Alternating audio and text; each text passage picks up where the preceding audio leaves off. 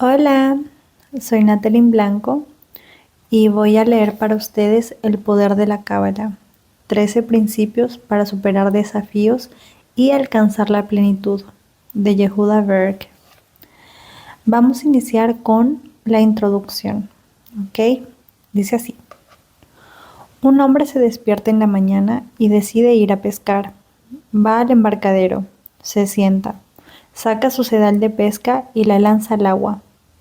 En el embarcadero hay otro pescador que parece estar pescando muchos peces. Este pescador toma cada pez que pesca y lo lleva a un lado del embarcadero y comienza a medirlo. Después de medir cada pez, guarda unos cuantos y lanza otros al agua.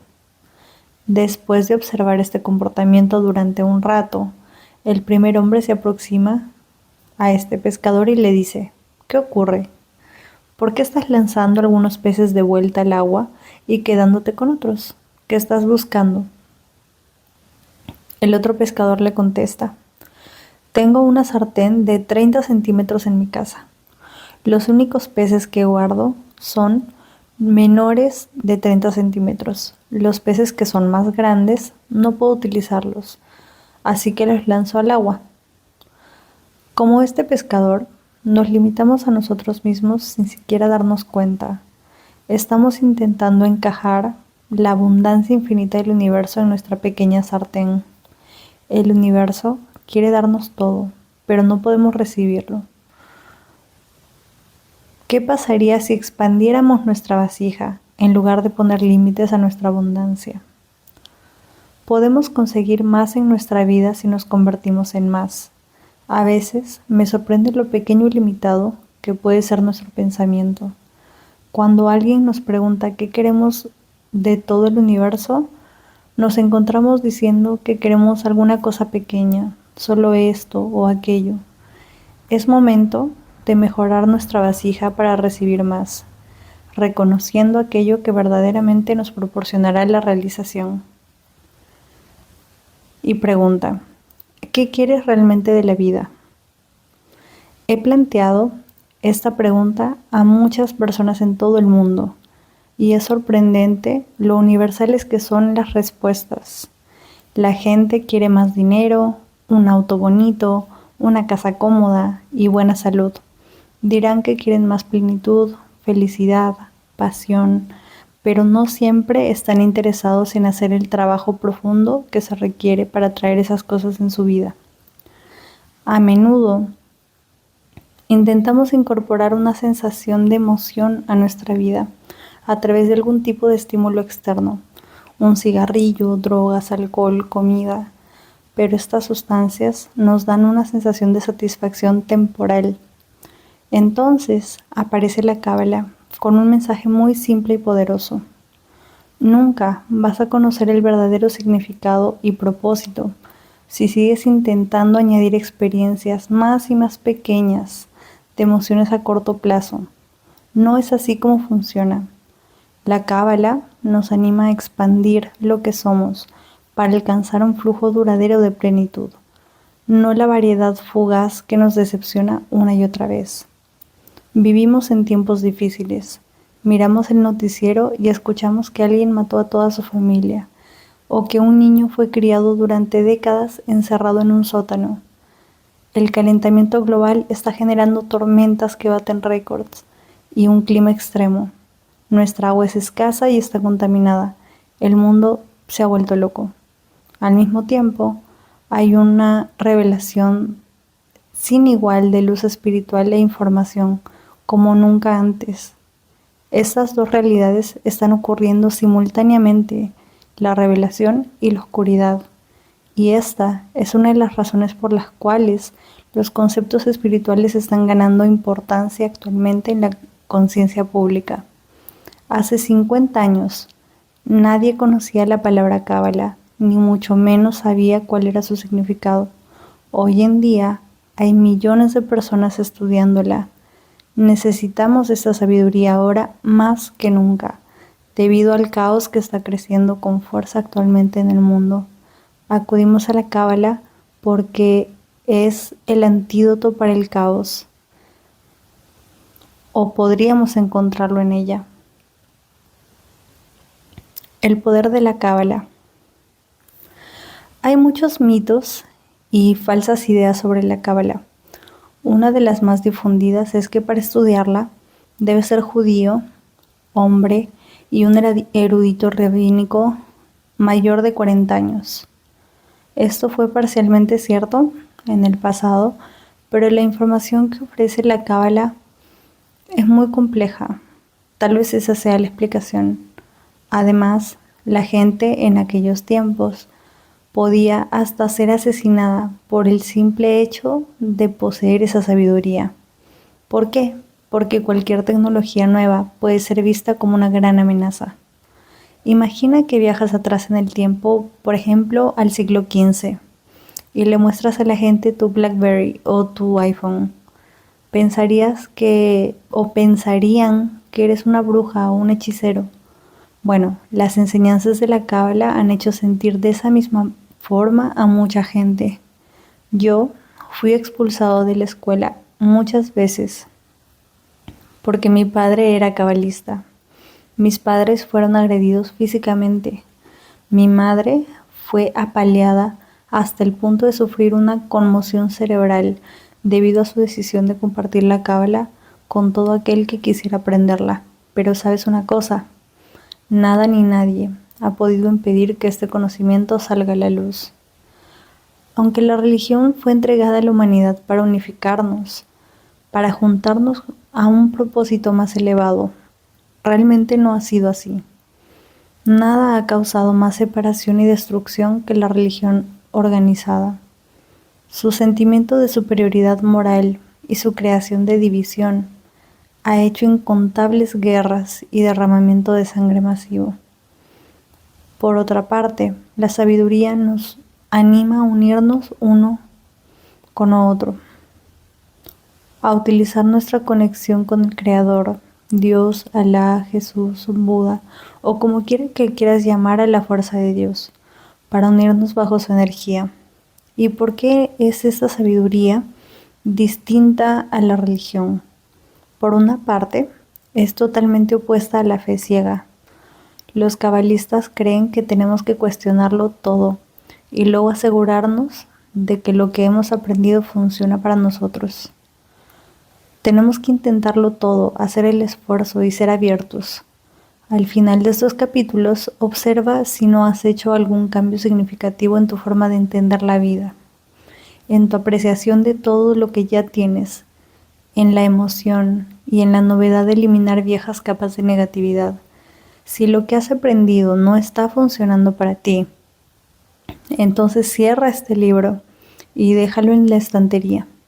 Tú decides si estudiar Cábala vale o no la pena para ti. Hay una historia maravillosa de un estudiante de budismo zen que dio la vuelta al mundo buscando un maestro. Finalmente descubrió a un famoso maestro zen y fue a verle. El estudiante estaba tan emocionado de encontrarse con el maestro que intentó explicarle todo lo que sabía. Mientras el estudiante divagaba, el maestro zen le preguntó: ¿quieres un poco de té? El estudiante contestó que sí.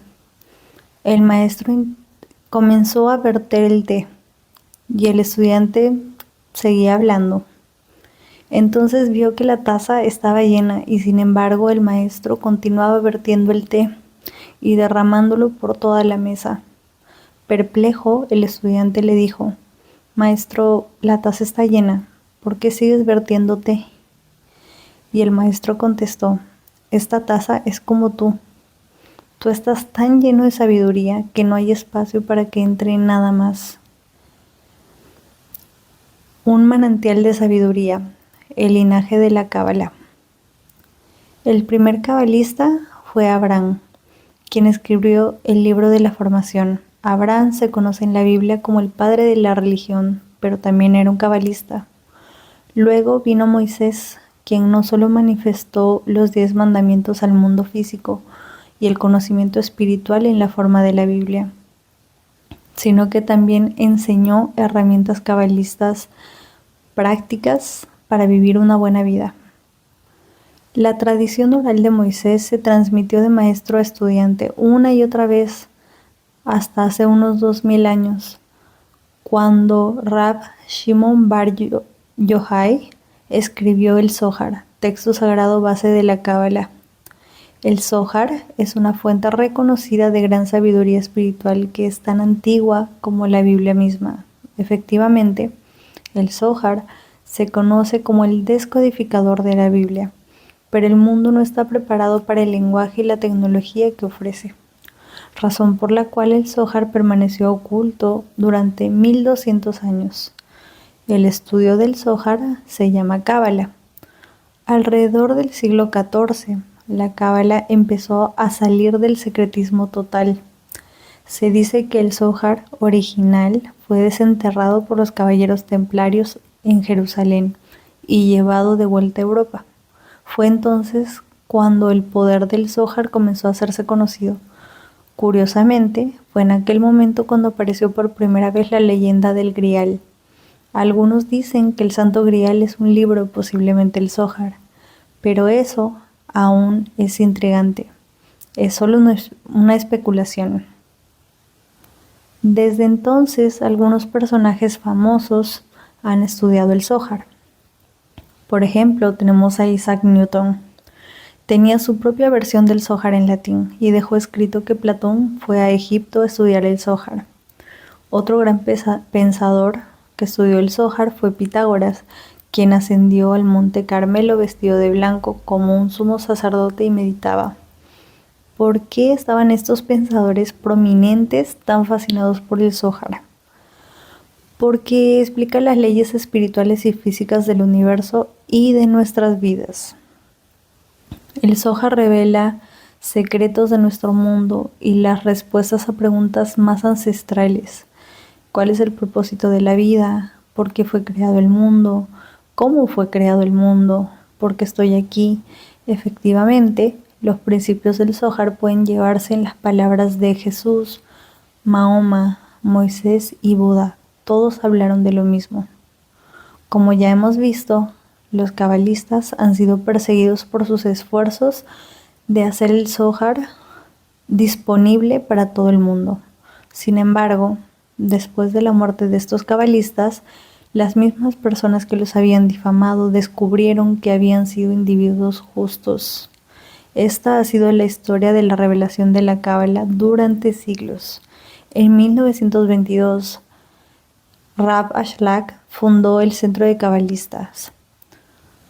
Sus esfuerzos también se toparon con una violenta oposición. Después de su muerte, el liderazgo del centro pasó a manos de su estudiante Rab Brakbein, quien más tarde pasaría relevo a su amado estudiante Rab Berg.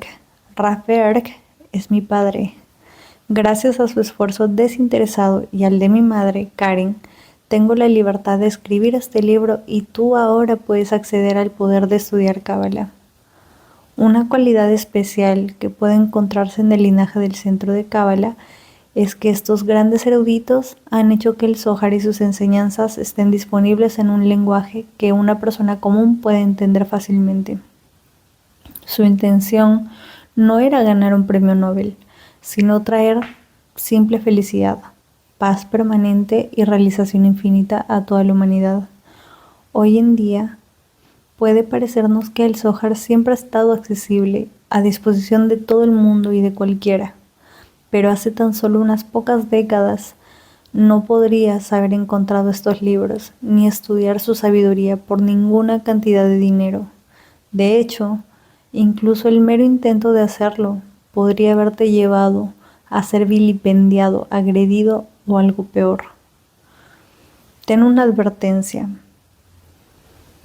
Sigue estando en vigencia una simple advertencia, una prohibición estricta relativa al estudio de la Cábala. Esta advertencia data del siglo II y es el primero de los 13 principios de la Cábala que se presentarán en este libro. El primer principio es: no creas una sola palabra de lo que leas. Pon a prueba las lecciones aprendidas. Algunos dicen que el Zohar no es solo una luz al final del túnel, sino la luz que elimina el túnel mismo. abriendo nuevas dimensiones de significado y conciencia. El Zohar nos dice muchas cosas, cómo y por qué empezó el mundo, por qué es tan difícil romper patrones negativos que nos causan tanto dolor, por qué continuamos evitando en nuestras vidas las actividades que sabemos que son buenas para nosotros, por qué el caos se molesta en existir, cómo infundir significado y generar poder espiritual en cada momento y en cada existencia. Estas son promesas impresionantes, pero no creas ni una sola palabra de lo que dicen, ni por un segundo. La creencia implica un potencial para la duda. Sin embargo, el conocimiento verdadero no deja lugar al escepticismo. Conocer significa certeza, convicción total en tus entrañas, en tu corazón, en tu alma. Para conocer algo necesitas probarlo por ti mismo, así que prueba cada una de las lecciones de este libro. Aplica sus principios en tu vida, vive la sabiduría y observa si tu vida mejora. Probar es una parte importante de la Cábala porque de un precepto clave que afirma no existe la coerción en la espiritualidad. La intención de este libro no es predicar, sino enseñar con humildad. Por este motivo, te pido que no aceptes estas lecciones basándote en la fe. En su lugar, busca resultados tangibles en tus experiencias personales. Cuando los encuentres, llegarás a conocer la sabiduría en tu corazón. El lenguaje de la simplicidad. Al escribir El poder de la Cábala, quise que fuera un libro un tanto desenfadado como profundo, para que al leerlo experimentaras diversión y comprensión al mismo tiempo. La sabiduría no tiene que ser compleja ni pesada. Mi madre me enseñó algo muy importante desde una edad muy temprana. Cuando nos esforzamos por entender los misterios del universo y la verdad de nuestra existencia, ¿cómo sabemos si algo es ciertamente veraz? La prueba ácida es la simplicidad. La verdad auténtica es comprensible para todo el mundo, incluso para los niños. Una persona sabia es aquella que sabe cómo hacer simples los asuntos más complicados. Falsas ideas sobre la Cábala. Aquellos que bailan eran vistos como locos por aquellos que no podían escuchar la música. Ángela Monet. Anteriormente, se pensaba que el estudio de la Cábala podía enloquecer a las personas. La Cábala es la ciencia del alma, la física y la metafísica de la plenitud, pero debido a que era una sabiduría práctica e innovadora, apareció en escena miles de años antes de su tiempo. Fue marcada por la confusión.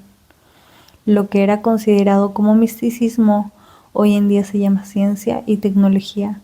Tal como dijo el renombrado escritor Arthur Clarke, cualquier tecnología lo suficientemente avanzada es indistinguible de la magia.